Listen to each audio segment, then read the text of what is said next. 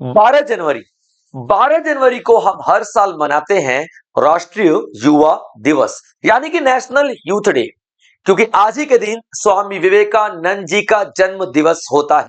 स्वामी विवेकानंद जी जिन्होंने कहा था उठो जागो और लक्ष्य प्राप्ति तक मत रुको, जिन्होंने कहा था युवा होना केवल एक उम्र का नाम नहीं है, युवा होना एक जज्बा है, एक ताकत है, एक जिम्मेदारी है आपकी आपके देश के प्रति, जो आपको आगे बढ़ाती है, लगातार आगे बढ़ाती है आपके जीवन में आपके लक्ष्यों की तरफ। तो आज का लेक्चर डेडिकेटेड है नेशनल यूथ डे यानी कि स्वामी विवेकानंद जी के जन्म दिवस के उपलक्ष्य में। तो 2026 आ चुका है दोस्तों, 2026 में भी हम सेलिब्रेट कर रहे हैं नेशनल यूथ डे। और क्या स्पेशल है 2026 में, देखते हैं। 2025 की अगर हम बात करते हैं, 2025 15 अगस्त 2025 तो प्रधानमंत्री नरेंद्र मोदी ने एक वचन लिया था हमारे देश के युवाओं से कि वो राष्ट्र निर्माण में अपनी भागीदारी को बढ़ाएंगे, और उसी वचन को पालन करते हुए हमारे 3000 युवक मिल रहे हैं प्रधानमंत्री नरेंद्र मोदी से। अब ये बहुत बड़ी बात है, 3000 युवक डायरेक्टली प्रधान मोदी से मुलाकात कर रहे हैं, और कहां पे कर रहे हैं, दिल्ली के भारत मंडपम में। और ये 3000 युवक कौन है, ये 3000 युवक वो हैं जो राष्ट्र निर्माण में, नेशन बिल्डिंग में अपना योगदान देना चाहते हैं, और बहुत सारी कविताओं को देखते हुए, बहुत सारी लेखनों को का प्रतियोगिता को जीतते हुए, बहुत सारी एसेज राइटिंग के प्रतियोगिताओं के जीतते हुए, बहुत सारे ऐसे साहित्यिक प्रतियोगिताओं को जीतते हुए ये 3000 कैंडिडेट्स पहुंचे हैं नरेंद्र मोदी से मिलने के लिए दिल्ली में।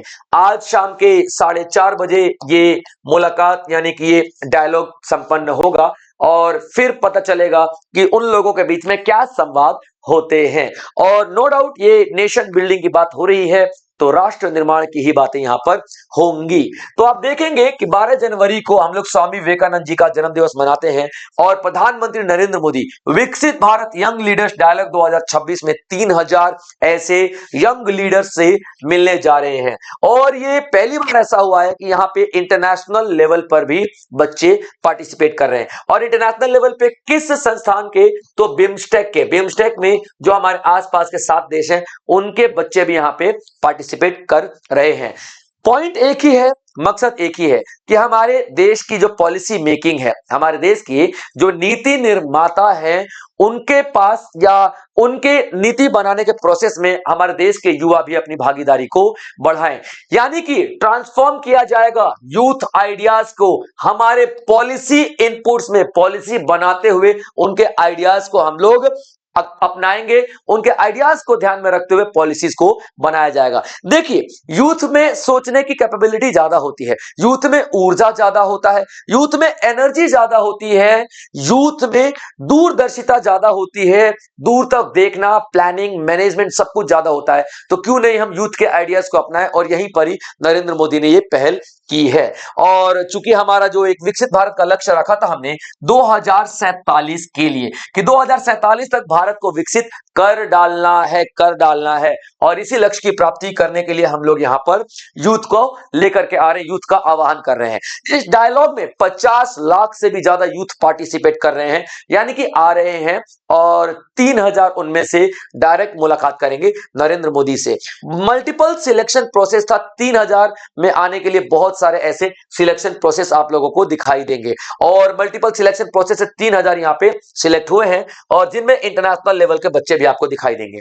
और ये 3 लेवल कौन कौन से थे, सबसे पहले पूरे देश में नेशन वाइड एक डिजिटल क्विज किया जाएगा। और ये क्विज कैसे हो सकता है, क्विज आपके इतिहास से हो सकता है, आपके भूगोल से हो सकता है, आपके बहुत सारे ऐसे पॉलिसी मेकिंग जो आप देखते होंगे कि बहुत सारे ऐसे केस स्टडी वाले एमसीक्यूज है, केस स्टडी वाले क्विज हैं, उनसे आप लोगों को यहाँ पे पार्टिसिपेट करने के लिए कहा गया है। और आप लोग पार्टिसिपेट करते हो, एक तो ये स्टेज हो गया, ये स्टेज के बाद ऐसे राइटिंग राइटिंग दिया जाएगा। ऐसे राइटिंग किस चीज पे? जो नेशन के मुद्दे हैं, यानी कि बेरोजगारी है, गरीबी है, शिक्षा है, वुमेन एम्पावरमेंट, महिला सशक्तिकरण है, ये सब पे ऐसे लिखने के लिए दिया जाएगा। और स्टेट लेवल विजन प्रेजेंटेशन, और स्टेट लेवल पे किस युवा का क्या विजन है, इन सारे प्रोसेस को देखते हुए 3000 कैंडिडेट्स को सिलेक्ट किया गया है। और ये 3000 कैंडिडेट्स किससे मिलेंगे? सीधे तौर पे यहां नरेंद्र मोदी से मुलाकात करेंगे। और ये सब कौन करवा रहा है? तो माइटी करवा रहा है, यानी कि ministry of electronics and information technology, IT. Clear point? Mighty करवा रहा है बच्चों, माइटी करवा रहा है, माइटी मंत्रालय, ठीक है, याद रखना। और ये जितने भी क्विज होंगे, जितने भी ऐसे राइटिंग कंपटीशन होंगे, एक ऑनलाइन प्लेटफॉर्म है गवर्नमेंट का, माई गवर्नमेंट, ठीक है बच्चों, माई गवर्नमेंट एक ऑनलाइन प्लेटफॉर्म है। इसी ऑनलाइन प्लेटफॉर्म पे होगा सारा का सारा क्विज। क्लियर पॉइंट बच्चों, सारे के सारे कंपटीशन।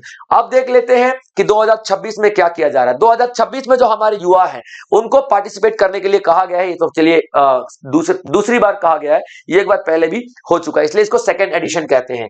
ठीक है, यहाँ पे हम लोग डिजाइन फॉर भारत, भारत के लिए डिजाइन की बात करेंगे। ये सारे के सारे युवा भारत के लिए, जो हमारे विकसित भारत का लक्ष्य है, उसमें टेक्नोलॉजी को अपनाएंगे हमारे युवा। टेक्नोलॉजी का मतलब ज्यादा से ज्यादा एआई का इस्तेमाल करेंगे, ज्यादा से ज्यादा टेक का इस्तेमाल करेंगे। आप देखना जिस तरीके से डीआरडीओ हो गया, इसरो हो गया, अलग अलग तरीके की टेक्नोलॉजी अपना रहे हैं, अलग अलग तरीके की टेक्नोलॉजी का निजात कर रहे हैं, इनोवेशन कर रहे हैं, नवाचार कर रहे हैं।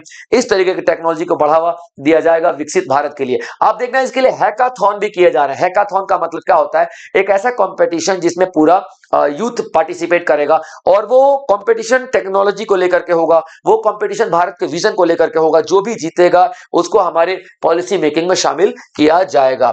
और ये पूरी पूरी थीम को पूरे देश में फैलाया गया है, और देश के बाहर भी इंटरनेशनल पार्टिसिपेशन, मैं आपको तीसरी बार बता रहा हूं, पहली बार ऐसा हो रहा है कि इंटरनेशनल लेवल पर भी लोग यहाँ पे पार्टिसिपेट कर रहे हैं। और ये सब किस दिन किया जा रहा है? 12 जनवरी को किया जा रहा है। 12 जनवरी को क्या है? नेशनल यूथ डे है। और नेशनल यूथ डे हम किसके बर्थडे पर मनाते हैं? तो स्वामी विवेकानंद जी के बर्थडे पर मनाते हैं। और किस साल से इसको मनाना शुरू कर दिया था हम लोगों ने? तो हम लोगों ने मनाना शुरू कर दिया था 1985 से। इसका डिसीजन 1984 में 1984 में लिया गया था, और 1985 से हम लोगों ने नेशनल यूथ डे मनाना शुरू कर दिया था। क्लियर बच्चों? ये सारी इंफॉर्मेशन यहाँ पे मिल जाएंगी। और नेशनल यूथ डे को हम क्यों सेलिब्रेट करते हैं? स्वामी विवेकानंद जी के जन्म दिवस पर ही, क्योंकि स्वामी विवेकानंद जी ने ही कहा था कि बैकबोन ऑफ द नेशन कौन होते हैं? यूथ होते हैं। इन्होंने ही कहा था, arise awake and stop not till the goal is achieve. उठो, दौड़ो, जागो, और तब तक भागते रहो, तब तक अपने लक्ष्य की ओर दौड़ते रहो, जब तक कि लक्ष्य की प्राप्ति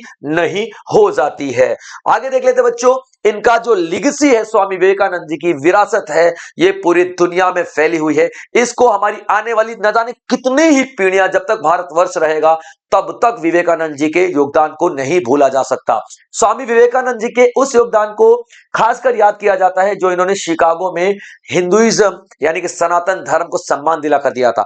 हुआ क्या था बच्चों, एक वर्ल्ड पार्लियामेंट आयोजित किया गया था शिकागो में, वर्ल्ड पार्लियामेंट में। उसमें बहुत सारे देशों के अलग अलग धर्मों के अनुयायी आए थे, फॉलोअर्स आए थे, और अपने अपने धर्मों को बढ़ाने के लिए आगे आए थे।